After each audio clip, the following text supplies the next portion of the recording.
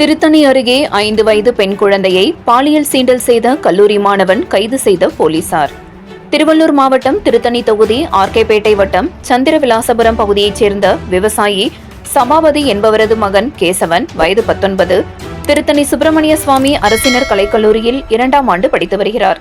இந்த மாணவன் இந்த ஊரில் உள்ள 5 வயது பெண் குழந்தையை கேசவன் அவரது வீட்டில் விளையாடிக் கொண்டிருக்கும் போது இந்த கல்லூரி மாணவன் கேசவன் வீட்டில் வைத்து பாலியல் சீண்டல் ஈடுபட்டதற்காக அந்த பெண் குழந்தையின் தாய் திருத்தணி அனைத்து மகளிர் காவல் நிலையத்தில் புகார் அளித்தார்.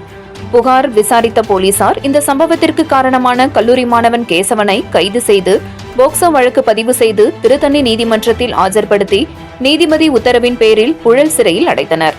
5 வயது பெண் குழந்தைக்கு பாலியல் தொல்லை கொடுத்த கல்லூரி மாணவன் கைது செய்யப்பட்ட சம்பவம் அந்த பகுதியில் பெரும் பரபரப்பை ஏற்படுத்தியுள்ளது.